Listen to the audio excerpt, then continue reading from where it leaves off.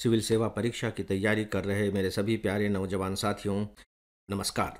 दोस्तों, आज मैं आपसे करेंट अफेयर्स के किसी मुद्दे पर बात करने नहीं जा रहा हूं। आपके प्री एग्जामिनेशन सिर पर हैं 2025 के, उस विषय में बात करने जा रहा हूं। प्री 2025 जो आपके सिर पर आ ही गया है, अब आपको क्या करना चाहिए, आइए इस विषय पर कुछ बातें करते हैं। मेरे बात करने का जो केंद्र है वो मनोविज्ञान है, और इसे अगर आप सरल शब्दों में कहना चाहें तो यह मूलतः आपके रिलैक्सेशन से जुड़ा हुआ है। रिलैक्सेशन। यदि आप मुझसे पूछें कि सर अब ये बताइए कि जितने दिन बचे हुए हैं उतने दिनों में हम क्या करें, और मुझे सेलेक्ट होना है, अच्छा से अच्छा स्कोर करना है, तो मेरा बहुत सरल सा उत्तर होगा, और शायद इस उत्तर को सुनकर आप निराश भी हों, और वो उत्तर होगा कि आप रिलैक्स करें। जी हाँ, आप रिलैक्स करें। यदि आप दोबारा फिर से मुझसे यही प्रश्न करेंगे तब भी मेरा यही उत्तर होगा कि रिलैक्स करें। मैं ऐसा क्यों कह रहा हूँ फ्रेंड्स? मेरे पास अभी बहुत सारे मेल्स आ रहे हैं, बहुत सारे मेल्स आ रहे हैं जो प्री एग्जामिनेशन में अभी अपीयर होने वाले हैं। उनकी जो सबसे बड़ी समस्या है, जो सबसे बड़ी परेशानी से वो जूझ रहे हैं, वो कुल मिलाकर के ये कि सर कॉन्फिडेंस नहीं है, सर बहुत डर लग रहा है, सर हम जब मॉक टेस्ट सॉल्व कर रहे हैं तो उसमें बहुत कम मार्क्स आ रहे हैं, 15% 20% मार्क्स आ रहे हैं, सर कॉम्प्रिहेंशन सॉल्व नहीं हो पा रहे हैं, 25 कॉम्प्रिहेंशन सॉल्व करते हैं तो उसमें से मुश्किल से 8-10 सही हो रहे हैं, बाकी सब गलत हो जा रहे हैं। सर हम बहुत परेशान हैं, बताइए हम क्या करें, हम क्या करें, हम क्या करें। दोस्तों, सच बात तो ये है कि यदि आपके करने का जो आधार है, आपके जो करने की जो पेरीफेरी है, कुछ पढ़ने से संबंधित है, कुछ नॉलेज गेन करने से संबंधित है, कुछ प्रैक्टिस करने से संबंधित है, तो मैं उसके पक्ष में बिल्कुल नहीं हूँ। वो तो आप कर चुके। साल भर तक आखिर आप क्या कर रहे थे? आप पढ़ाई कर रहे थे, तैयारी कर रहे थे, आपके पास सिलेबस था, सिलेबस के अनुसार आप प्रिपेयर कर रहे थे, नोट्स बना रहे थे, दोहरा रहे थे, याद कर रहे थे, और लंबे समय से आप मॉक टेस्ट सॉल्व कर रहे हैं, प्रैक्टिस करते चले जा रहे हैं, कर ही रहे थे आप। और हो सकता है कि उस समय आपकी स्थिति बेहतर हो, आपको थोड़ा सा ठीक ठाक लग रहा हो कि ठीक है मेरी तैयारी तो बहुत अच्छी हो गई है। मुझे नहीं मालूम कि आप किस स्थिति में हैं, आपका अभी का अनुभव क्या है, ये मैं सोच रहा हूँ, और जो बहुत गलत नहीं होगा। अभी आपको लगने लगा है कि अरे बाप रे, कुछ बन नहीं रहा है, कुछ गड़बड़ी हो रही है, कॉन्फिडेंस आप लूज कर रहे हैं। ऐसा होता है, जैसे जैसे परीक्षा नज़दीक आती चली जाएगी वैसे वैसे आप देखेंगे कि हमारा कॉन्फिडेंस हिलने लगता है। खिलाड़ियों से पूछिए कि खिलाड़ी मैदान में जाने से पहले कितना घबराते हैं।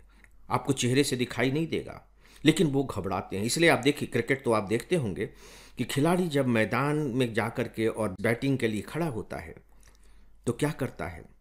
अपने हाथ पैर पटकता है, अपने शरीर को इधर उधर घुमाता है, वो इधर उधर बैठे हुए लोगों को देखने की कोशिश करता है।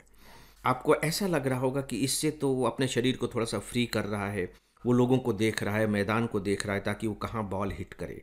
नो डाउट कि वह एक पर्पज़ होता है, लेकिन सिर्फ वही एक पर्पज़ नहीं होता। सच बात यह है कि ऐसा करके वह अपने को सहज बनाने की कोशिश करता है। मैं दोहरा रहा हूँ, ऐसा करके वह अपने को सहज बनाने की कोशिश करता है। आपको क्या लगता है कि सुबह उठ करके अपने फिटनेस के लिए उसने कुछ नहीं किया होगा? क्या आपको क्या लगता है कि उसे इस ग्राउंड के बारे में कुछ भी नहीं मालूम? जब वो बैटिंग करने आया है तो क्या आपको ये नहीं मालूम है कि उसके खिलाड़ी कहाँ कहाँ उसकी बॉल को पकड़ने के लिए खड़े हैं? कुछ न कुछ तो उसको मालूम होता ही है, लेकिन फिर भी वो ऐसा इसलिए करता है दोस्तों, ताकि उसका जो दिमाग है वो बैटिंग करने से हटकर, यानी कि जो बॉल आने वाली है उसका सामना करने से हटकर थोड़ी देर के लिए सही, क्षण भर के लिए ही सही, दूसरी तरफ चला जाए। और जैसे ही उसका ध्यान दूसरी तरफ जाता है वैसे ही उसके अंदर सरलता और सहजता आने लगती है। अनजाने में ही वो रिलैक्स्ड महसूस करने लगता है।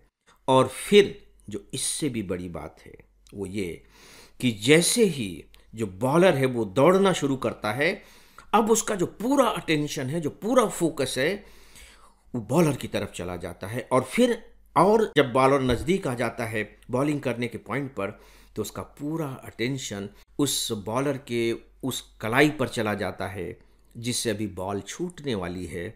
और जैसे ही बॉल उसकी कलाई से छूटती है, उसका पूरा अटेंशन बॉल की तरफ हो जाता है। ये प्रक्रिया है, ये दिमाग की प्रक्रिया है, याद रखिए। अभी आप मैदान में नहीं पहुंचे हैं। मैं आपको विश्वास दिलाता हूं कि जैसे ही आप एग्जामिनेशन हॉल में एंटर करेंगे, आपकी स्थिति बिल्कुल डिफरेंट हो जाएगी। ठीक वैसे जैसे कि कोई बैट्समैन मैदान में प्रवेश कर गया है। वहां फिर आप इधर उधर के लोगों को देखेंगे, धीरे धीरे सहज होते चले जाएंगे। और जैसे ही आप सेंटर में एंटर कर जाएंगे बैठने के लिए, बिल्कुल वही स्थिति होगी जैसे कि अब बॉलर बॉलिंग करने के लिए आ रहा है। धीरे धीरे धीरे धीरे आपके अंदर की जो अस्थिरता है स्थिर होने लगेगी, आप बैलेंस होने लगेंगे। ये होगा ही। अब ये बात अलग है कि यही सब कुछ नहीं है। डेफिनेटली वहाँ जो आपका परफॉर्मेंस होगा वो आपके प्रिपरेशन के ऊपर होगा, आपके प्रैक्टिस के ऊपर होगा। लेकिन मैं आपको यहाँ वार्निंग देना चाहूँगा कि आपकी प्रिपरेशन भी बहुत अच्छी है, आपकी प्रैक्टिस भी बहुत अच्छी है, लेकिन यदि आपने अपना बैलेंस खो दिया तो आप पहली ही बॉल पर आउट हो जाएंगे और हो सकता है कि स्टंप आउट हो जाए। हमको नहीं मालूम इसका उपाय क्या है। दोस्तों, इसका एकमात्र उपाय होता है, आप किसी साइकोलॉजिस्ट से मिल लीजिए, किसी टॉपर से मिल लीजिए। वो आपको यही बताएगा कि भैया हमारे साथ भी यही होता है। और साइकोलॉजिस्ट आपसे यही कहेगा कि देखो ये कोई अनहोनी चीज़ नहीं है, ये कोई अनहोनी घटना नहीं है, और ऐसी नहीं है कि जो सिर्फ तुम्हारे साथ हो रही है, यह सबके साथ होता है। फ़र्क केवल इतना है, किसी के साथ ज़्यादा, किसी के साथ कम। फ्रेंड्स, आपके लिए एक उपयोगी सूचना। मैंने आईएएस की तैयारी के लिए 2 पुस्तकें लिखी हैं। आप आईएएस कैसे बनेंगे, इसी के 2 भाग हैं। यह इंग्लिश में भी है। अब तक इसकी लाखों प्रतियां बिक चुकी हैं।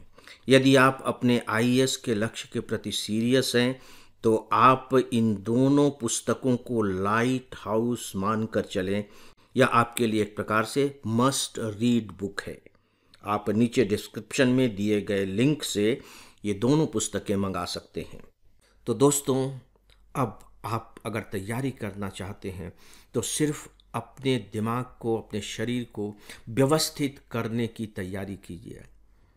ये जो आपका शरीर है और ये जो आपका दिमाग है, यही बैट्समैन की बॉडी है और उसके हाथ का बल्ला है। अगर शरीर कमज़ोर पड़ जाएगा, यदि दिमाग कमज़ोर पड़ जाएगा, तो मानकर चलिए कि वहाँ आप कुछ भी नहीं कर सकेंगे।